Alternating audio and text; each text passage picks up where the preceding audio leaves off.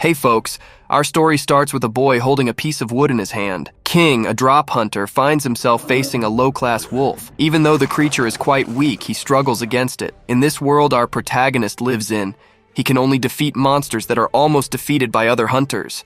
Now, one of those hunters, who is furious, faces our protagonist. At this moment, he wonders what will happen to him from now on. Besides not being able to face this creature one-on-one, in this world, he is known more as a burden to society. These are the hunters who can't fight monsters right away. As soon as he thought about what he should be doing to defeat this wolf, we see the wolf acting firsthand. The little creature charges at our protagonist, but he doesn't let it go unanswered. Armed with a shield and a wooden sword, he charges at the little wolf.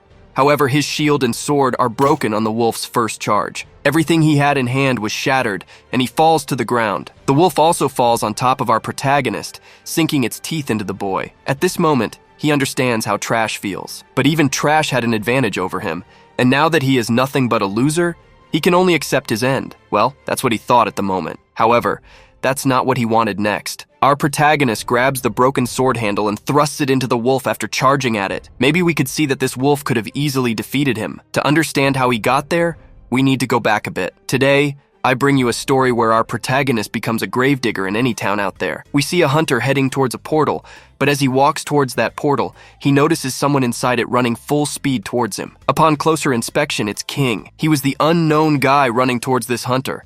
However, what made him run so fast from that portal was the monster chasing him from behind. At this moment, he also wanted to catch our protagonist. But as soon as he emerged from that portal, we see another hunter there dealing with the creature that also wanted to come out of the portal. As soon as that creature was defeated by that hunter, we see our protagonist taking care of things. He even wondered what would happen to him if he let that thing fall behind, because in this world, it's worth a good amount of money. But even though it's worth a lot, higher-ranked hunters make the weaker hunters collect these things. Thinking about what he would gain from this job he did there, we see only one hunter who was nearby stepping on that box. After stepping on that box, he asks our protagonist if he had secretly taken one of those fragments that were inside that box. He, who has worked in this field for a long time, already knew the rules to avoid future problems, so he just tells what he did during that raid. As soon as our protagonist says this, the hunter leaves him aside. But then our protagonist turns to the portal, and we see two more hunters running out of the portal. Here we see something that possibly happened during that raid. For some reason, the hunters cleared a specific part of the raid, leaving some things behind. Living monsters, this is what the hunters deal with, only picking up the drops left behind. Our protagonist suffers greatly encountering these monsters along the way, but for him, all he's been through is now part of his life. Inside a bus, we can see him holding his reward for today. He only collected a small fraction of the leftover trash. Even though what he holds in his hand is quite little, for him, it's good because this money is no longer his. In the past, he borrowed $1 million from some loan sharks, and now he owes them a bit. After working hard on these drops, our protagonist has already paid half of what he owed. His thoughts are interrupted when one of these guys approaches him. The man offers him an additional job since our protagonist was eager for money. He offers a unique job that pays much more than what he earned from this ride. He wonders how such a high commission could be happening, and he didn't know about it. Since he's desperate for money, he could help them collect some things. Our protagonist, hearing this, simply accepts. Now, inside the bus, they follow the path to where they are going. Inside the bus, we can see people chatting among themselves. One of them mentioned that things have gotten much worse than before. Before, it was like they were playing, but now, the hunters want to put those with no fighting power in front lines and send them to high-level hides without caring about their lives. While they talk about this, we see our protagonist here listening to everything. 10 years ago, a portal connecting the real world to the abyss appeared in our protagonist's world. As soon as that portal appeared, many monsters emerged from it and wreaked havoc on this world. However, after the complete destruction of the world, hunters started appearing out of nowhere. They managed to deal with these monsters, basically cleaning up all the monsters in the world. Now they go to the abyss to take care of the monsters, but inside the abyss there are magical crystals. Not only that, but inside these abysses, you could also find magical items like legendary weapons or common weapons, or even potions worth some money. This discovery led to the discovery of a new continent for the second time, which further accelerated the world's development. As the worlds evolved, so did the companies. They didn't want low-level hunters, which made our protagonist suffer a bit. His sister got sick, and he basically needed to pay for her treatment in the hospital, which was becoming more expensive. He says that if he doesn't pay, the doctors might have to disconnect some things. Our protagonist, who means no harm to his family, tries to find several jobs. But even after trying to find various jobs, he doesn't find any.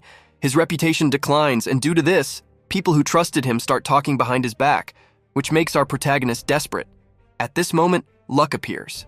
A guy handed him a card that he could possibly become a hunter, but his rank wouldn't be high. However, for our protagonist, it was better than before. Now he sighs because he sees that his debt with Agate was coming to an end. Or what was that about? After sighing there, he ends up standing up because an extra comments to our protagonist that after getting $1 million from Agate, he kind of put all that into an investment, but he was unlucky to lose it all. Now he has to chase some money to pay it all back. Our protagonist already knew the mistake he made and lowers his head. Besides all this, he has a sister with an illness that was hard to cure, but she always needed our protagonist's help. With all these problems on hand, the extras end up asking why he continues to live. Ignoring these guys' stupid questions, she ends up getting to the point where she should have gotten to a while ago. Upon arriving, we can see some hunters calling for them, who were supposed to have started the raid a while ago, but the scavengers somehow took a bit longer. To not be interrogated by these hunters, they simply apologize. After that, they enter the portal, and the rest follow. Our protagonist stands in front of this portal. This time he might have the chance to make a lot of money, but he needs to come back alive. Feeling confident that he would return alive, our protagonist enters the portal. Now our protagonist is entering a slightly different raid because for the first time, he's entering a B-rank raid. As soon as he enters, he's surprised by all the stuff that's there. But the hunters there don't stand still for long. One of them notices monsters coming their way, and yes, after noticing, several wolf monsters appear in front of them. As soon as they appear, the tank asks one of the mages there to handle these types of monsters. So it's done, and in front of them, several ghost monsters to catch them. But the guy starts walking slowly towards these wolves. After a while, he stops, and the wolves were about to devour the little creature. But at that moment, he snaps his fingers, and a fireball appears, heading towards the wolves. Then an explosion occurs. After this explosion, those wolves that were there were thrown up. Some ran to avoid being caught again, but our shield asks everyone to stay prepared. The wolves aren't running. They are basically repositioning themselves to ambush them again, so they needed to stay alert. While I was thinking about this, the other one asks this brute where they would be going. So the brute shouts to the hunters to follow him because they would now be going up to the 5th floor. But he comments that the 5th floor is the most dangerous. There, for some reason, some monsters started to mutate. The hunters sent last time unfortunately didn't return, so they were curious about what was happening up there. Thus, they had the objective to climb to the 5th floor. They wonder if someone is aiming to go there, so they start walking. But one of the hunters stops to tie his shoelaces. While one ties, another one asks the garbage collectors not to get separated from him because if they do, they won't go back to help these garbage collectors. While saying this, we can see that hunter tying his shoelace. Behind that guy, our protagonist walks, looking sideways, and he doesn't notice the presence of this hunter who is there on the ground tying his shoelace. Just then, he kicks the guy's shoulder. The guy falls, and once on the ground, he kind of wonders if he's blind. He grabs our protagonist by the collar and lifts him up. However, one of the guys asks him to leave this garbage collector alone because it's not worth messing with this guy. Their first mission was simple: don't mess with this stranger. They need to find the 5th floor soon. So it was done. He throws our protagonist aside and tells this garbage collector to find his way again. If this happens again, he won't forgive our protagonist. Now that he's on the ground, our protagonist thinks that garbage collectors are basically known in the hunter's circle as useless guys. Also a disgrace to humanity. He also receives a bonus. He is humiliated within these arts by the hunters. The value of a garbage collector like our protagonist in this world is nothing. They belittle him. But that's what they thought because our protagonist's experience value was reaching 99 out of 100. What this means is that our boy will have a moment of awakening. What he really needs is to find a monster and defeat it in a one-on-one. By possibly defeating that monster, he will earn a single XP. And that single XP will level him up. Our protagonist will try to awaken as a level 1 hunter. He just needs to find a single opportunity, and it has appeared early on for our boy. In front of him, a ghost wolf appeared. We can already see the sparkle in our boy's eyes as he looked and saw an opportunity in front of him. He looks to the side and sees a shield and a wooden sword. He thinks of grabbing them, but the wolf that suddenly appears almost catches him. We see him easily dodging this bite. Now that he has dodged, we see him standing there. This was the unique opportunity of his life, and he has waited for this his whole life. Our hero will have to fight with all he has. As he said this, our protagonist starts walking towards that wolf. However, the wolf was also prepared for everything, but our hero was much more than just that creature, and our hero goes all out against it. He leaps towards it, then quickly jumps back with a piece of wood in hand, hitting its head. However, nothing happens. But that wasn't enough. He tries to strike its head again, hoping this time the monster's head would break. Instead, it's his sword that breaks, and the monster's head is unharmed. As he steps back, we can see his companions in the background urging him to leave, as this creature could easily overpower our brave boy. This might cost him his life. He hears this, but even hearing it from his friends, he stands firm. Not for long, though, as he soon has to run from the wolf. For some reason, the wolf leaves no opening for him to attack, despite being weaker. Sung, our deep web boy, realizes he's the one struggling the most, but he wouldn't give up easily. At this moment, our hero runs to a certain point and then jumps back, landing behind the wolf. He strikes its head with the piece of wood with all his might. As he damages the wolf, the scene cuts to another place. Here, we see the companions of our protagonist advancing, finishing off the remaining monsters. They are now waiting for the scavengers who for some reason lag behind, only hindering their progress. The hunters have not only finished off the monsters, but also picked up the best items dropped during this raid. Strong hunters like them have the option to get the most valuable items, while those who lack strength are left behind. But even though they don't get the best items, these strong hunters leave behind the worthless ones for the scavengers. As one of them mocks the scavengers, another points in a different direction, saying that more monsters are approaching, and they need to deal with them. Returning to our main focus, we can see a scene where the wolf bites our boy's shoulder. He's thrown back, showing his despair, fearing he might die or be considered worthless. He doesn't want that. He then grabs the remaining piece of his wooden sword, raises it high, and stabs it into the wolf's head. The creature roars in pain as it dies. Our protagonist nearly collapses, but realizes he delivered a critical blow to the wolf. It falls dead, and he stands victorious. He lets out a loud cheer, which catches the attention of the hunters. Approaching him, one of them can't believe he managed to defeat a low-level wolf alone. But if our hero wants to play the part, he'll have to endure a bit of suffering. A guy like him, considered worthless, won't receive any rewards for defeating such a weak monster. But for him, defeating the ghost wolf, which he considered superior, is a significant victory. He lets out a triumphant shout, but it might cost him his life. Our guy was always looking for this because there he ends up explaining some things when the accumulated experience point reaches level 1. Even being the person of the lowest level, you could have that small chance. Your small chance could make our protagonist change jobs. He could be awakening as a squire, a healer, or even a mage with high rank. But to achieve these goals, it was basically necessary to find a way to get points in the middle of raids. And whenever our protagonist saw his opportunity, our guy would always send his Rasta towards the monsters that were always left behind, the ones the hunters didn't want. But our guy embraced it, and so he spent the years, and in these years, he risked his life a lot to find some openings to even get a single point to level up his system. After years and years, it started accumulating. From 10, it jumped to 30, from 30, it jumped to 90, but it reached 99.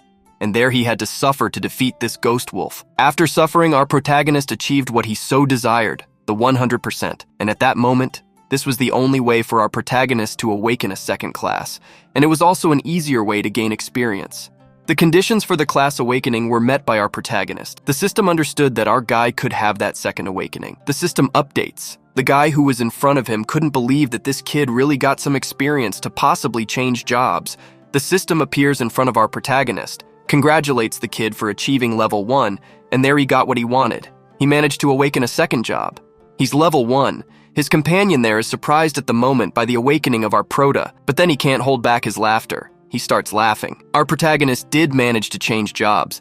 Before, his job was rubbish, but now he got an even worse job than before. He saw that our hero awakened as a gravedigger. Then he approaches our protagonist and says that he had the opportunity to change classes, but he was unlucky to get a class that wasn't as dignified in his view. The kid mocks him, but he got tired of mocking our protagonist. And here he starts to say that the other trash pickers who were there end up pulling up, and now only our protagonist is left, and he will have to perform this mission of collecting everything there for them. While saying this to our protagonist, he ends up going ahead. Now that he's left behind, our protagonist wonders if this class he awakened to was really that weak, but he also wonders if the gravedigger class was strong or weak like that. Then he turns to that kind of monster that was knocked down by those hunters. When he looks at that type of wolf, the system shines. Our guy sees something strange happening in front of him. A system screen appears saying that the ghost wolf could basically be sucked by our protagonist, and there he could recycle everything that the wolf has. All he had to do was press recycle. Our protagonist then presses it, And as soon as he does, behind our hero, several MS appear. Those hands that appeared behind our protagonist start walking little by little towards the creature that was just dust on the ground after. Walk a little bit. Those things there end up grabbing onto the body of that monster. And at that moment, our protagonist understands a bit that this ability of his could be working like that. So after that corpse of that wolf is dragged all the way inside, in front of our protagonist appears something written, "Recycle garbage." All he had to do was accept the proposal, so he accepted it. Our hero's system starts to clear everything up after everything is done there in front of our protagonist. A hand emerges. That hand ends up handing our protagonist an attribute card. Those things were basically removed from the wolf, and now our protagonist has the chance to gain the wolf's abilities. As soon as he realizes this, he asks the system to open the system's priority panel, which then shows our protagonist's statistics. Now, looking at that was simple. He looks again at that card in the hand of that thing there. He realizes he needs 3 points in agility, and at that moment, he has 3 points. He ends up putting all 3 points into agility. As soon as he put those 3 points into agility, our protagonist then has the option to use that ability and the wolf's card in front of him. As soon as he realizes this from the system, our protagonist asks the system to put it inside our big boy, and our web-deep sug here starts to feel the rock entering him. And a round web, a green light circles the kid. But then, after closing his eyes and opening them, he realizes it's all over, but he feels a bit strange. However, he didn't have enough time to notice his new powers because someone calls for our protagonist. He needed to appear in front of them as quickly as possible, so it's done. He tried to run in a normal way, but it didn't work here, from the deep web, so he ended up putting one foot in front and with the other, he started running. But now it was different. With just one leap, he managed to run like he had never run before in his life. While running there, he stumbled upon a Vinhero and then fell face first onto the ground. Now that he was on the ground, he realized that maybe this was a skill he had gained from the system. However, to use the same skill he used here again, he would have to wait a bit. After waiting a while, it seemed to recharge, and he could use that DH again to run at that speed. Now understanding how it works, he gets up, but now he takes a closer look at it. And even looking at it, he doesn't understand how these abilities could work differently. However, he was eager to acquire other skills. So he looks to the side and notices several corpses of those same ghost wolves that our protagonist had recently sucked in. Those hunters left all of that for our protagonist, right? But at this moment, facing that pile of bodies, our protagonist realizes that he might not only be able to acquire the skills of those monsters, but also gain some kind of experience. All this that was appearing in front of him was thanks to the skill he had just awakened called Gravedigger. Realizing he could absorb that pile of monsters into himself, he activates the Gravedigger skill. After activating this skill, several of those appear behind our protagonist, devouring the wolves left and right. Then our protagonist is putting the new hacks to the test. After using that devouring system, our protagonist starts receiving infinite points from the system. He managed to earn points that in his life he took several years to accumulate, but this wasn't all that positive, it seems. The monsters our protagonist managed to devour did something different. Now our protagonist gained new abilities from the system, but he noticed something here. After devouring that many monster corpses, our protagonist realized that if he devoured too many monsters at once, the level of experience and perhaps the chance to acquire a skill from the monster itself would be greatly reduced. So it means that if our boy doesn't want a stolen skill, he will have to devour one by one, or he could simply devour 9 monsters. By devouring 9 monsters, our protagonist would get 9 rewards, some good, some bad. But now our protagonist receives some points from the system. He has only 111 points. Our protagonist sees that points won't be a problem for him in the future, and he could distribute them as he pleases, but he wonders where he should allocate the points first. However, our protagonist doesn't think about where to allocate them.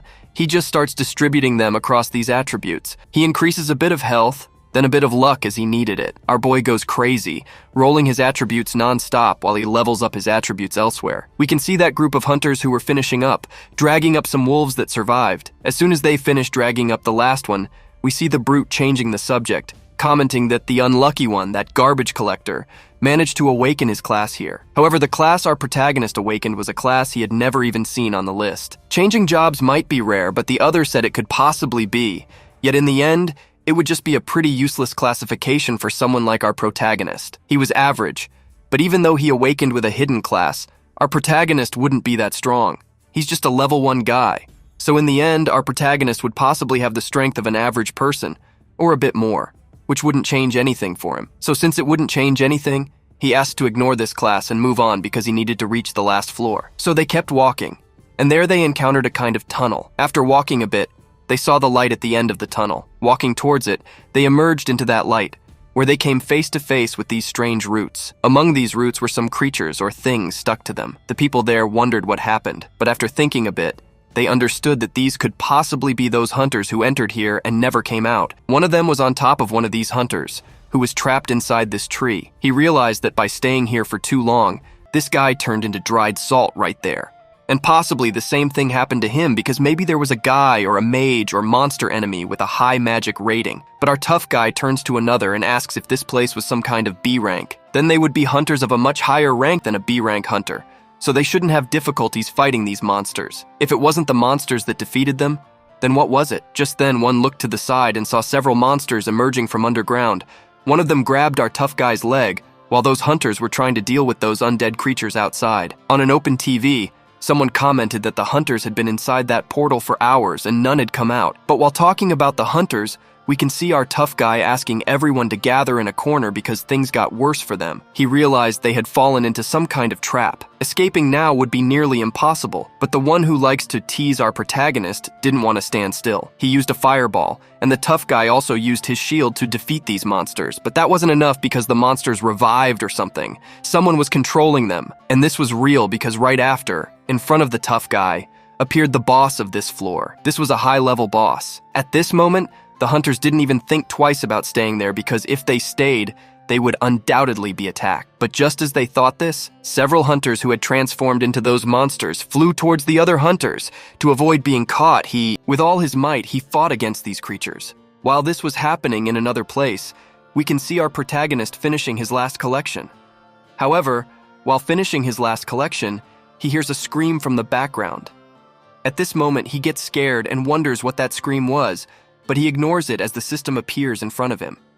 Now, our protagonist achieved an achievement for the first time. As soon as he achieved this, the kid becomes very happy because he could possibly receive his first reward.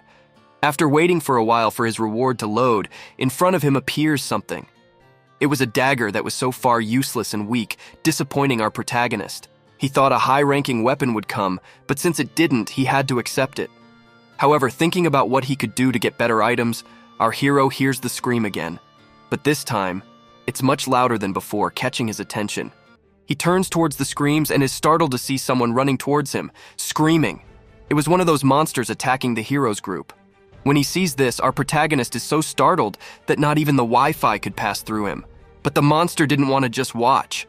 Thinking about a plan, he tries to grab our protagonist, but he jumps back, dodging the first attack. Once he dodged the monster's strike, he wanted to counterattack, but he's surprised that he managed to dodge that move.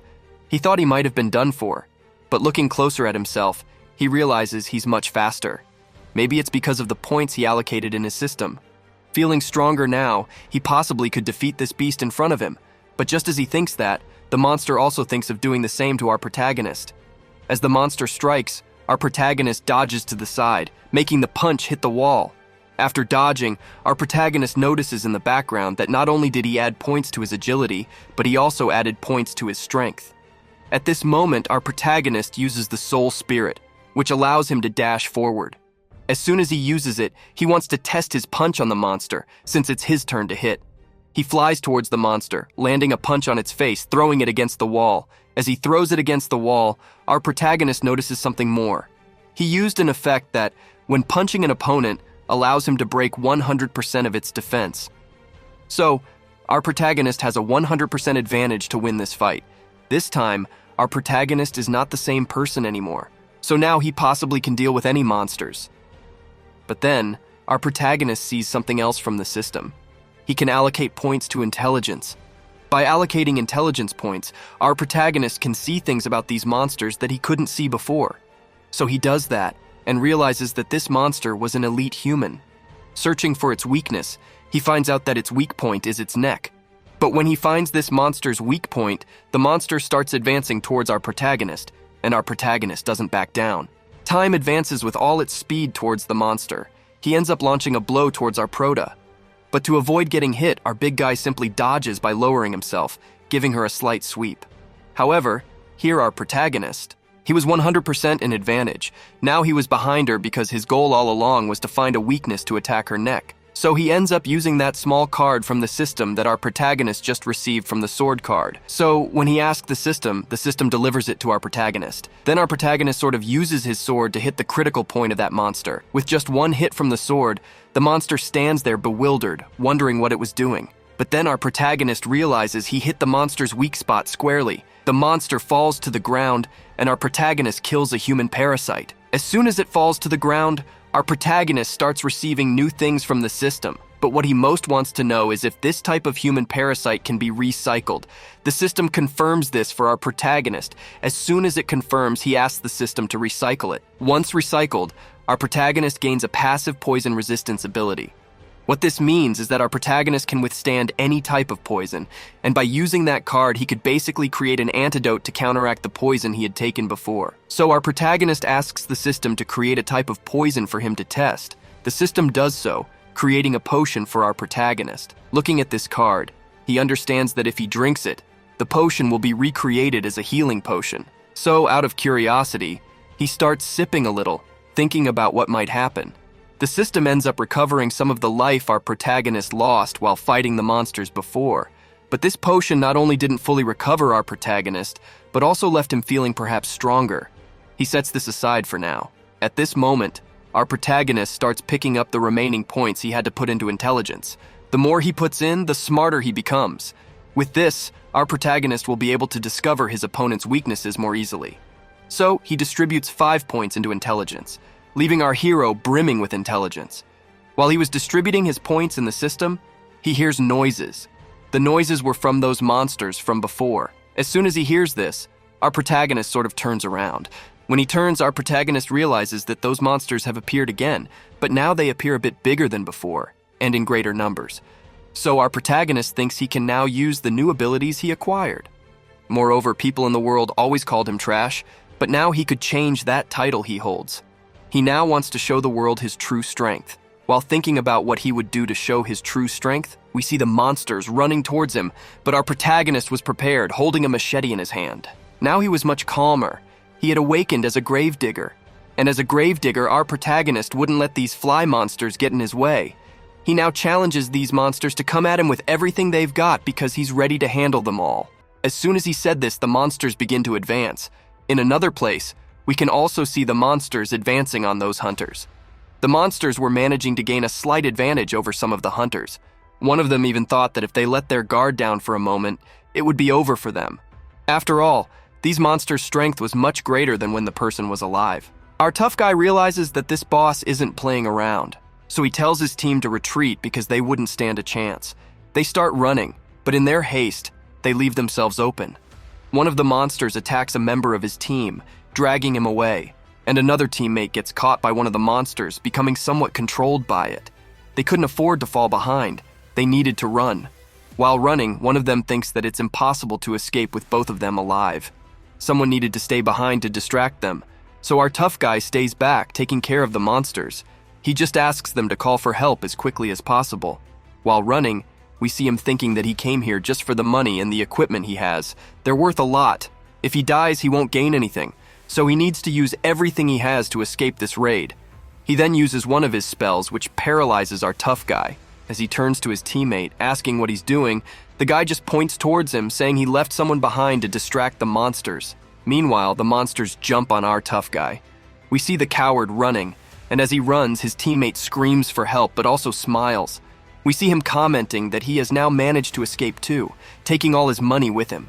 But as he runs, he doesn't look ahead and bumps into someone. This person gives a cold look to our companion, but our companion freezes, not wanting to engage. On closer inspection, he realizes this person in front of him is our protagonist. Our protagonist asks him what he was really trying to do there, using his own teammates to escape. He doesn't answer our protagonist's question. Instead, he looks back and wonders what happened to the rest of the monsters and why they are in this state, but he doesn't care anymore about what's happening. He turns to our protagonist and realizes our protagonist saw everything that happened there. If our protagonist manages to survive this, he could report him and lose everything. So, he decides to eliminate our protagonist as well. But taking the time to do it would be inefficient. He turns to our protagonist and tells him to stay back since he wanted to be a hero before. This was a good opportunity. So he kicks our protagonist in the stomach. However, by kicking him, the system gives our protagonist greater resistance. The impact of the kick is redirected towards the one who kicked him, who falls to the ground, wondering how someone like him could be so powerful. Our MC looks at him now. He understands everything that happened and now knows who the real trash is, so he's here now using his system to manage to recycle this trash. Then, those mothers grab onto this extra and he's dragged into the system. However, the system starts recycling the thing, but while recycling it, the system ends up sort of throwing it out because the trash he put in there was too rotten, and he didn't want to recycle it. So the system sort of tells our protagonist that he won't be able to gain that guy's ability below him. But there was a small chance that our protagonist could acquire that extra's ability for 3 minutes, or even more. He just needed to upgrade some things in his system. So as soon as he upgraded a few things, our protagonist manages to learn a new ability. This was the ability to control fire. As soon as he learned this ability, our protagonist starts seeing several monsters appearing in front of him. The creatures were bloodthirsty and run towards our protagonist since he gained a new ability, so he decides to test it out. As those monsters come at him, our protagonist points his hand and uses just a small fraction of his power. With this small fraction, our protagonist manages to send all these monsters flying upwards, so he's left stunned. He didn't think that recycling that ability would significantly boost his power. But while he's stunned by this new ability he acquired, we can see something appearing behind him. That creature jumps towards our protagonist and almost catches him, but he notices just in time and dodges. The creature hits the ground but isn't satisfied just with that. It runs again towards our protagonist, but he easily dodges its attack again. Now, in front of him, our protagonist summons his sword from the system and swings it towards the creature. However, it's fast and easily manages to block our protagonist's move, but while thinking about this, he looks behind and sees a hulking brute. He thinks that if he could recycle the ability of this brute, he would get a shield, so he uses his system to recycle the brute. The system grabs the brute and takes him to its own space-time, managing to recycle it. In front of him appears the brute's shield. As soon as he takes it, the golden shield, he feels hopeful to put it into practice. He just needed to test it on something around. Then, he sees this creature running towards him, eager to defeat our protagonist. Seeing it coming towards him, our guy swings this shield of his. It was good. It helped our main character get rid of this thing quickly. But as soon as he defeated it, the creature falls to the ground, and right away, our protagonist appears doing something he should have done a long time ago. So he uses his system on this creature. Using his system, he drains its abilities. Now our protagonist possesses its ability, allowing him to have a significant advantage on the battlefield. Holding a dagger in his hand, our protagonist has transformed into the master of daggers. But as soon as he notices this, he becomes more prepared because right in front of him, several of those monsters that appeared earlier show up again, trying to finish off our guy. They run towards him, but our protagonist doesn't stand still. He goes all out against these monsters, sending each of them flying while he fights. All that dragging upwards, someone from another place began to say some things about how they needed to have a first-hand mission to recover the bodies of their companions who were there, and if they happened not to recover them, they would be failing in their missions. Everything they had there inside and had managed to grab was no longer theirs. So then our protagonist takes care of the last monsters that were alive. After dealing with those living monsters, our protagonist ends up sort of recycling that creature. However, all of this was seen by him, but we'll tell you more about that later because now our big guy needed to deal with an even bigger creature. The one that appeared in front of our protagonist was the boss of that floor. Now he was facing our big guy, and our big guy was facing him. So to end this fight as quickly as possible, our protagonist ends up using sugar on him. Using sugar on this monster, our protagonist manages to easily send this boss off. As soon as he defeated this boss, the scene cuts to this place here. In an apartment, we see that extra who survived there, but he kept repeating everything he saw from our protagonist's sugar. However, the guys next to him only wanted to know what happened to him inside that hard. But what he heard from this extra was the same thing. He stole his abilities, and the only thing he asked those guys was that they could catch our protagonist and teach him a lesson. However, given his current state, they wouldn't do anything. But he continues to ask to look for that garbage collector. But already ignoring him, the scene cuts here. Inside a ride, we can already see some hunters. But while those hunters were gathered there, our protagonist was in the background talking to himself. He thought that the black market was a place where you could sell these crystals that you find in those RS, where you get a high percentage. But if you sell to a government institution, they end up taking almost 70% of all the profit you make. At this moment, our protagonist needed to make as much money as possible. And moreover, he needed to avoid drawing too much attention from the main big shots. At this moment, he just wants to make some money without even attracting anyone's attention. Our protagonist wants to take this little by little. That was his goal. But as soon as he said that, in front of him appears a leader of this group of our protagonist, who now tells them to be more careful since this was a raid that none of them had even entered before, so they should basically form a group. But those hunters who just got a new job could be getting close to the leader, as he is handing over a reward or a mission to this newcomer. But as soon as he says this, in the background, we can see our protagonist asking a question, wondering if they were basically satisfied that among them was a very weak guy. He was just a level 1 gravedigger. As soon as he said this, Geraldo there opens his eyes. Some even start laughing. He wondered how a level 1 guy like this was inside that. How did he manage to awaken such a trash class? He basically didn't need to be in the front line. He now just needed to stay in the back with the rest of the garbage collectors, and he could maybe evolve a lot here. For some, this was advantageous. For our protagonist, it was even greater. Our protagonist had a plan all along not to draw anyone's attention, and at this moment, he succeeded. And at this moment, he just didn't need to draw more attention than this point here from Geraldo there himself, so he needs to leave. But as soon as he thought of this, someone from behind appears there. That guy was clinging to our PR's hand and didn't want to let go. Seeing this, he ends up asking him to let go once and for all. So he lets go, but then he starts commenting that they didn't need anyone else in this raid. They already got the ideal people. But he ends up saying they didn't really need anyone.